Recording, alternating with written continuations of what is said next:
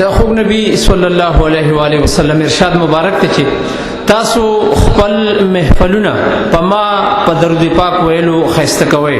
ستاسو لخوا په ما ویل شوی درود پاک په د قیامت په ورځ تاسو د پاره د نور او رڼا سبب وګرځي.